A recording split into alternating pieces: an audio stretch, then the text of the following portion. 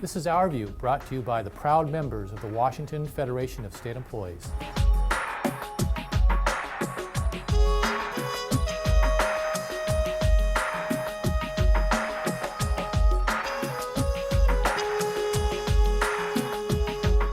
The 2010 session of the Washington Legislature was still in progress as we taped this, but one of the major accomplishments was a new piece of legislation signed into law that gives a group of interpreters basic collective bargaining rights and a voice and a vote at a table to bring new efficiencies to state government.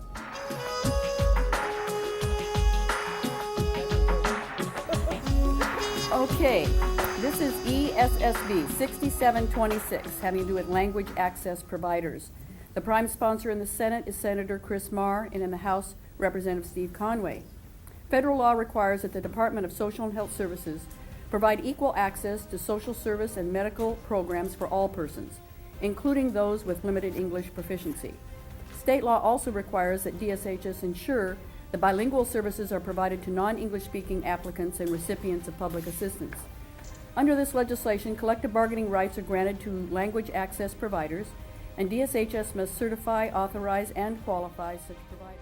Today, the governor signed this is very important bill.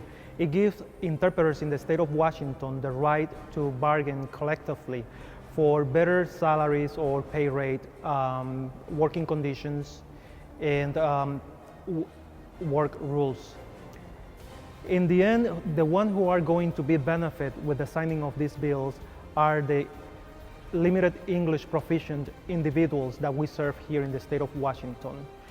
By signing this bill, the governor has actually acknowledged that this is a vital service that must be provided to these individuals. Now, we will have the opportunity to bring to the governor new ideas that will actually save taxpayers' money. First of all, I'm so thrilled to take part in a history, because I came from Russia 30 years ago, and I never could imagine that I would be standing here today shaking hands with the governor. And I feel I'm here not just to represent interpreters, but to represent all patients with the English as a second language, which includes more than 20 of my relatives. So I really feel like I'm playing important part in the process. We finally gonna have a voice, and we're gonna have a voice not just for interpreters. We're gonna have a voice for people who cannot explain how they feel, where they hurt, and how providers can help them. There you go, everyone. Congratulations.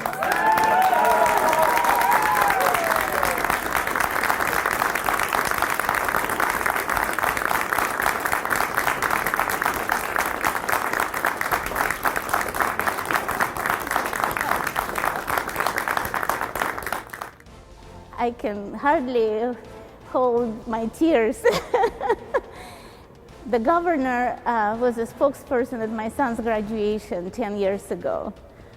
So I just can't imagine to have a better day.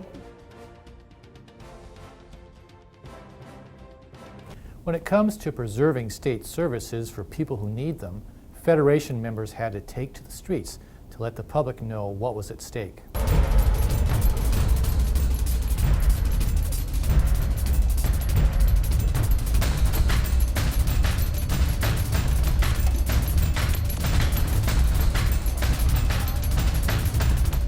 We're asking for respect for the work that we do. That means good health care and dignity and respect in the workplace. We make sure the parks are safe for folks. We make sure those parks are clean for folks. We make sure the salmon are running. We make sure that the lakes and streams are clean.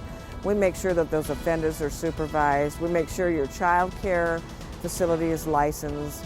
We make sure your nursing homes are licensed. We help you with your driver's license. There's many things that state employees do on a daily basis that actually affects every individual that lives in this state. We love helping the public. This is what we're here for. We don't get huge paychecks. We don't get huge benefits, but we like working for the public. We like interacting with the public and making this state the beautiful state that it is. This is why we're here. We want to keep those services intact, and we want to make sure that our members actually receive benefits that are appropriate, benefits that everybody in this country should have, and have good health care, good working conditions, and a living wage. It's what every single family wants. That's what we're here for.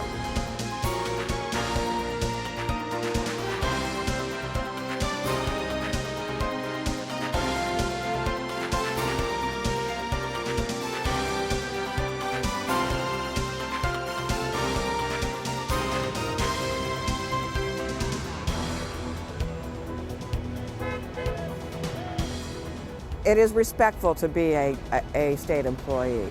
It is a respectful job, and it's nothing to ever be ashamed of. And I read many of the blogs on the Olympian or TNT of public citizens saying that state workers get these big fat bonuses and are fat cats, and they're not. They're your next door neighbors. They're the moms at the PTA. They coach the basketball teams. They work hard for you. The legislature this session faced hard choices, but it was refreshing to speak with two members who get it. Tax loopholes need to be closed, and state services are provided by state employees.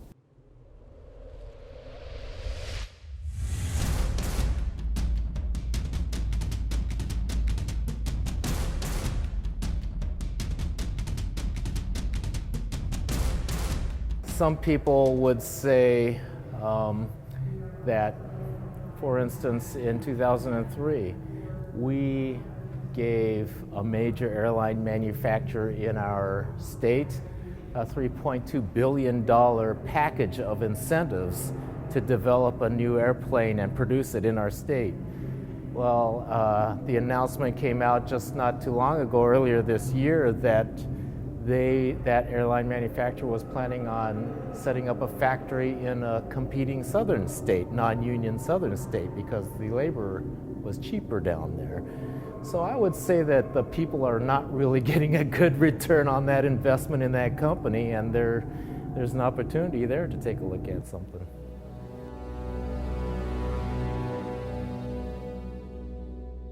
We want to be there for the state employees and have a budget that shows that we do respect them and honor the work that they do.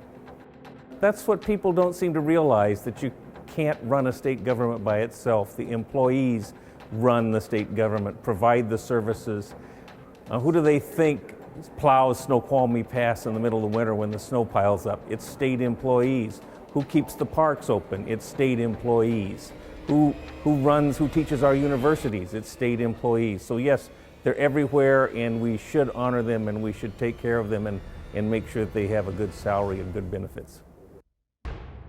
The president of the Dutch Federation of Labor and a member of TUAC is very specific about who should not be guiding us toward a better economic future.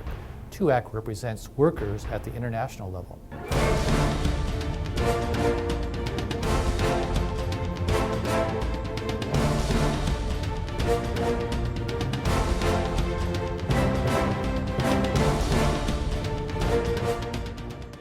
Be very clear that the guys who got us into this mess are not the ones to redesign the new world afterwards. And it helps me to be here with my international colleagues. It's always good to leave your own national context and see the broader perspective, because the Netherlands is also only a very small part of this global crisis, and make a commitment to work together to get the lives of ordinary working men, ordinary working women in the central attention of the G20 leaders.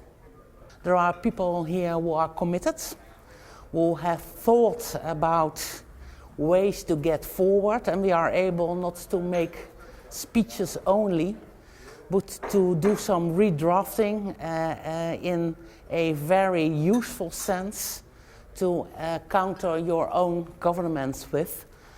So there are the brains of the international trade union movement together, working together.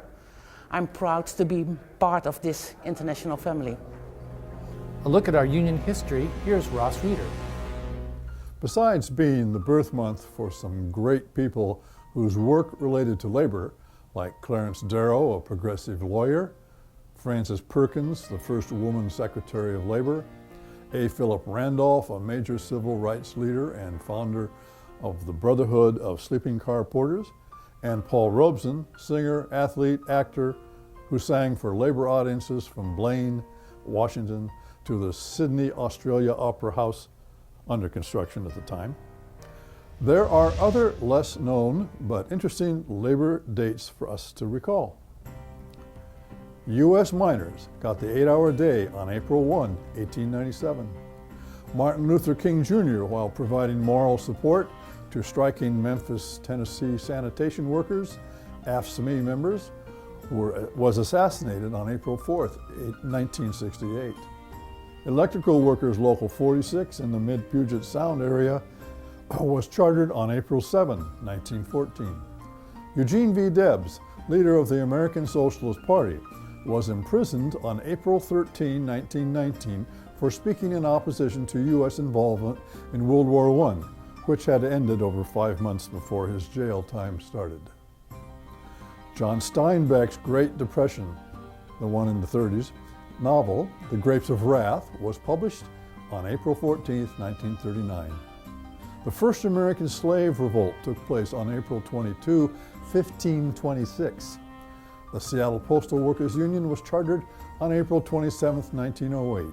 And each year, on April 28, we observe Workers' Memorial Day in honor of killed and injured workers and the enactment date of the last significant labor law to be adopted by the United States Congress, the Occupational Safety and Health Act, enacted in 1971, 39 years ago. You've been watching Our View, brought to you by the members of the Washington Federation of State Employees. We remind you, when you accept a paycheck for your hard work, you don't give up your rights. Thank you and join us again.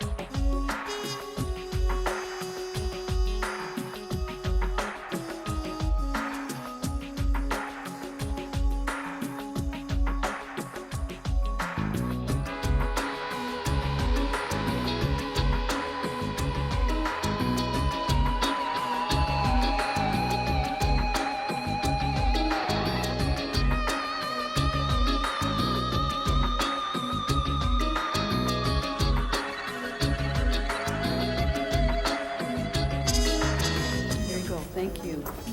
This is from all of us thanking you Oh, for absolutely. signing this bill. Absolutely. Thank Thank you. you. And Thank you have really set our spirits free.